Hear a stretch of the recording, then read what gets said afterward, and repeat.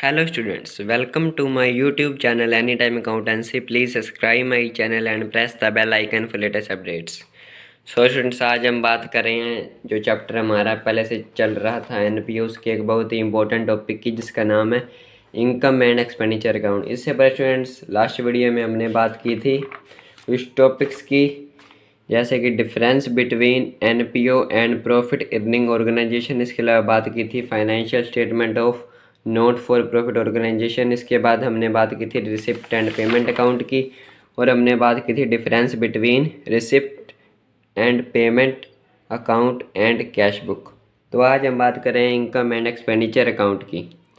So it is similar to profit and loss account. जो income and expenditure account है यह profit and loss account की तरह ही होता है of A profit seeking entity and is prepared to know if current income are in excess of current expenses। ये इसलिए prepare किया जाता है ताकि हमें पता चल सके कि क्या यह करंट इनकम जो है हमारी वो करंट एक्सपेंसेस से ज़्यादा है या इसका उलट है, यानी कि करंट एक्सपेंसेस करंट इनकम से ज़्यादा हैं। इट रिवेल्स द सरप्लस और deficit arising out of organisations activity during a particular period. तो जो इनकम एंड एक्सपेंडिचर अकाउंट होता है इससे हमें ऑर्गेनाइजेशन जो हमारी ऑर्गेनाइजेशन है जो उसकी एक्टिविटीज़ हैं ड्यूरिंग ए पर्टिकुलर पीरियड की जो सरप्लस और डेफिसिट का पता चल जाता है कि एक पर्टिकुलर पीरियड के दौरान हमारी ऑर्गेनाइजेशन की एक्टिविटीज़ कैसी रही हैं। Its preparation is same as trading and profit and loss account. इसका preparation trading and profit and loss account की जैसे ही होता है। All revenue nature expenses and losses are recorded on debit side। जो भी एक्सपेंसेस या लॉसेस होंगे वो डेबिट साइड में आएंगे, और सिर्फ रेवेन्यू नेचर के। ये हमारा जो इनकम एंड एक्सपेंडिचर अकाउंट है ये हमारा नॉमिनल अकाउंट है। तो यहाँ पर जो रूल फॉलो होता है वो है debit all expenses and losses and credit all income and gain. तो जो भी रिवेन्यू नेचर एक्सपेंस या लॉस होंगे वो डेबिट होंगे, और जो भी रिवेन्यू नेचर इनकम या गेन होंगे वो रिकॉर्ड हो जाएंगे क्रेडिट साइड में। If credit side is more than debit side then it means surplus, but if debit side is more than credit side it means deficit. तो ये बात हो गई इनकम एंड एक्सपेंडिचर अकाउंट की। तो अब हम बात करते हैं special features of income and expenditure account के स्पेशल फीचर की। फर्स्ट फीचर है its nature is nominal account. ये नॉमिनल अकाउंट होता है। Only revenue nature item are recorded in it, यानी कि इस अकाउंट में सिर्फ रिवेन्यू नेचर ट्रांजैक्शन ही आएंगी। कैपिटल नेचर की जो ट्रांजैक्शन होगी वो इग्नोर कर दी जाएंगी इस अकाउंट में। No opening and closing balance of cash and bank are recorded in it. इसमें कोई भी ओपनिंग या क्लोजिंग बैलेंस कैश का नहीं होगा। वाइल प्रिपेयरिंग दीज अकाउंट, यानी कि this account all adjustment of current year such as depreciation outstanding expenses prepaid expenses are taken into consideration. जब ये अकाउंट प्रिपेयर किया जाएगा जिसका नाम है इनकम एंड एक्सपेंडिचर अकाउंट, जब इसे प्रिपेयर किया जाएगा तो सभी एडजस्टमेंट जो करंट ईयर की होंगी, चाहे डेप्रिसिएशन हो, चाहे आउटस्टैंडिंग एक्सपेंस हो, चाहे प्रीपेड एक्सपेंस हो, सभी लिए जाएंगे। उसके बाद बात करें नेक्स्ट फीचर की, तो वो है आइटम्स रिलेटेड टू प्रीवियस और future year are excluded while preparing this account. तो जो ट्रांजैक्शन प्रीवियस ईयर या फ्यूचर ईयर यानी कि नेक्स्ट ईयर से रिलेटेड हैं, तो जब ये अकाउंट बनाएंगे उन्हें इसमें इंक्लूड नहीं किया जाएगा। नेक्स्ट और लास्ट फीचर की बात करें तो the surplus is added to capital fund and deficit is deducted from it. तो जो सरप्लस होगा वो कैपिटल फंड में ऐड होता है, और जो डेफिसिट होता है उसे लेस कर दिया जाता है कैपिटल फंड से। तो ये बात हो गई कुछ स्पेशल फीचर्स की जो कि थे इनकम एंड एक्सपेंडिचर अकाउंट के। अब हमने अभी बात की थी कि income and expenditure account profit and loss की तरह ही होता है, लेकिन इनमें कुछ डिफरेंस भी है। तो अब उन्हीं डिफरेंस की हम बात करेंगे। So differences between income and expenditure account and profit and loss account. So the object of income and expenditure account and profit and loss account is same. जो ऑब्जेक्ट होता है इनकम और एक्सपेंडिचर अकाउंट का और profit and loss account का वो same होता है, that is to find out net result. दोनों का एक ही ऑब्जेक्ट है, नेट रिजल्ट को फाइंड आउट करना ड्यूरिंग एन अकाउंटिंग पीरियड, एक अकाउंटिंग पीरियड के दौरान। So difference between income and expenditure account and profit and loss account. So basis है फर्स्ट डिफरेंस का ऑब्जेक्टिव, ऑब्जेक्टिव के बेस पर the main objective of this account is to find out surplus deficit. Income and expenditure account से हमें surplus और deficit का पता चलता है, लेकिन प्रॉफिट एंड लॉस से हमें पता चलता है नेट प्रॉफिट या नेट लॉस का। So the main objective of this account is to find out net profit और लॉस। सेकंड बेसिस है प्रिपेयर्ड बाय। तो income and expenditure account prepare किया जाता है एनपीओ के द्वारा, जिनका मेन ऑब्जेक्टिव होता है सर्विस। लेकिन profit and loss account prepare किया जाता है ट्रेडिंग कंसर्न के द्वारा, जिनका मेन मोटिव होता है प्रॉफिट अर्निंग। थर्ड बेसिस की बात करें तो basis of preparation, this account is prepared mainly by receipt and payment account and other information. ये जो income and expenditure account prepare होता है ये रिसिप्ट एंड पेमेंट अकाउंट की हेल्प से होता है, जबकि profit and loss account prepare होता है ट्रायल बैलेंस की हेल्प से। लास्ट बेसिस की बात करें तो balance, the balance of this account represent surplus और डेफिसिट।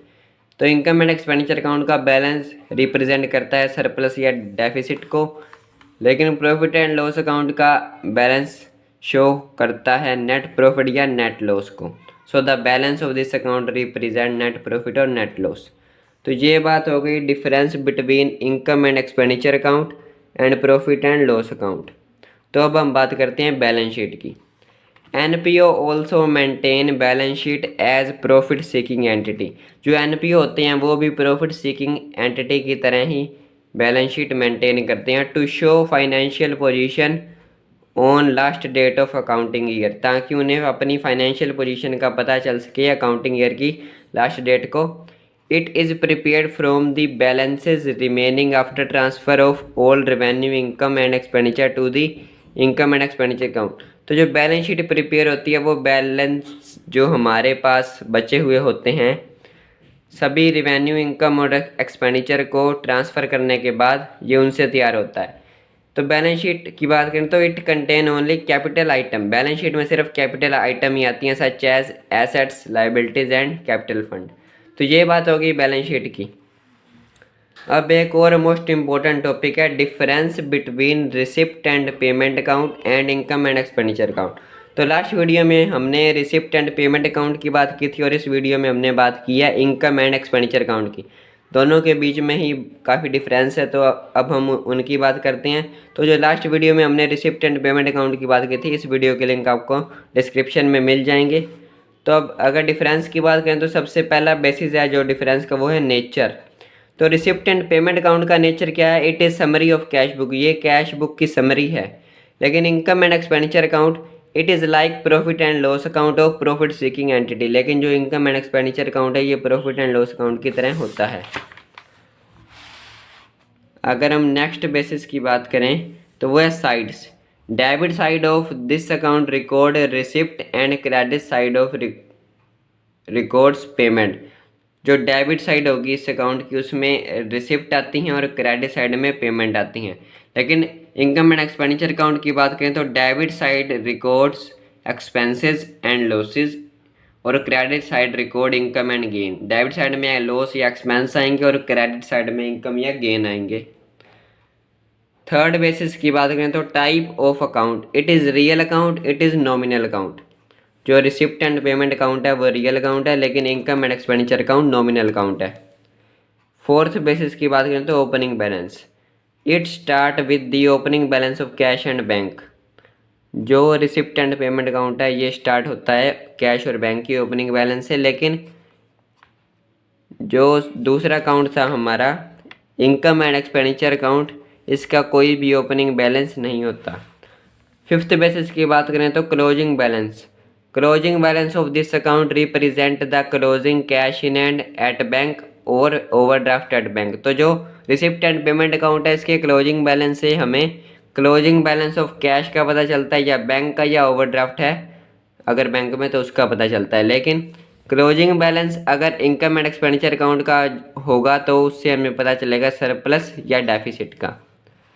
सिक्स्थ बेसिस की बात करें तो कैपिटल एंड रिवेन्यू आइटम, जो रिसिप्ट एंड पेमेंट अकाउंट है उसमें बोथ नेचर की यानी कि कैपिटल नेचर की और रिवेन्यू नेचर की बोथ नेचर की आइटम रिकॉर्ड होती हैं, लेकिन इनकम एंड एक्सपेंडिचर अकाउंट में सिर्फ रिवेन्यू नेचर की आइटम ही ऐड होती हैं, मतलब रिकॉर्ड होती हैं।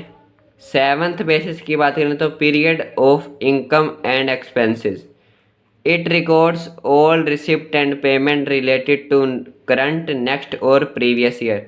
तो जो रिसिप्ट एंड पेमेंट अकाउंट है इसमें चाहे रिसिप्ट या पेमेंट जो चाहे वो करंट ईयर की है, चाहे प्रीवियस ईयर की है, चाहे नेक्स्ट ईयर की है, तीनों कोई भी ईयर हो लेकिन वो रिकॉर्ड होगी, क्योंकि रिसिप्ट एंड पेमेंट अकाउंट में ईयर से कुछ रिलेटेड नहीं होता, उसमें तो सिर्फ कैश आया है तो एंट्री होगी। लेकिन इनकम एंड एक्सपेंडिचर अकाउंट में सिर्फ करंट ईयर के ही इनकम या एक्सपेंडिचर रिकॉर्ड होते हैं। एट्थ बेसिस की बात करें तो adjustment are not considered because it is prepared on cash basis. तो जो रिसिप्ट एंड पेमेंट अकाउंट है इसमें एडजस्टमेंट कंसीडर नहीं होती क्योंकि ये कैश बेसिस पर होता है। लेकिन इनकम एंड एक्सपेंडिचर अकाउंट में देखें तो it is necessary to consider adjustment, उसमें नेसेसरी होता है एडजस्टमेंट को कंसीडर करना, because it is prepared on accrual basis of accounting, क्योंकि ये अक्रूवल बेसिस पर है तो यहाँ पर एडजस्टमेंट को कंसीडर करना इम्पोर्टेंट होता है। नाइन्थ बेसिस की बात करें तो balance sheet, receipt and payment account में बैलेंस शीट की ज़रूरत नहीं होती क्योंकि सभी नेचर की item receipt and payment account में रिकॉर्ड होती हैं। लेकिन अगर इनकम एंड एक्सपेंडिचर अकाउंट की बात करें तो balance sheet is must, balance sheet बहुत ज़रूरी है, क्योंकि रिसिप्ट एंड पेमेंट अकाउंट में तो सभी नेचर की ट्रांजैक्शन रिकॉर्ड होती हैं, लेकिन इनकम एंड एक्सपेंडिचर अकाउंट में सिर्फ रिवेन्यू नेचर की ही ट्रांजैक्शन रिकॉर्ड होती हैं। तो जो रिमेनिंग बैलेंसेस यानी कि कैपिटल नेचर की आइटम बैलेंस शीट में ही रिकॉर्ड होती हैं। तो ये हो गया ninth basis balance sheet. Last basis की बात करें तो ट्रांसफ़र ऑफ क्लोजिंग बैलेंस, तो जो रिसिप्ट एंड पेमेंट अकाउंट का क्लोजिंग बैलेंस होता है वो ट्रांसफ़र हो जाता है रिसिप्ट एंड पेमेंट अकाउंट के जो नेक्स्ट पीरियड का होता है हमारे, उसी में प्रीवियस ईयर का जो होगा हमारा रिसिप्ट एंड पेमेंट अकाउंट वो नेक्स्ट पीरियड के रिसिप्ट एंड पेमेंट अकाउंट में उसका बैलेंस ट्रांसफ़र हो जाएगा। लेकिन इनकम एंड एक्सपेंडिचर अकाउंट की बात करें तो closing balance of this account is transfer to capital fund in balance sheet, तो इसका बैलेंस जो होगा वो ट्रांसफ़र होगा कैपिटल फंड में बैलेंस शीट के। तो ये बात हो गई बहुत ही इम्पोर्टेंट डिफरेंस की, जो कि था रिसिप्ट एंड पेमेंट अकाउंट और इनकम एंड एक्सपेंडिचर अकाउंट के बीच में। और हमने आज इनकम एंड एक्सपेंडिचर अकाउंट जो कि एक और इम्पोर्टेंट टॉपिक था उसके बारे में भी बात की है।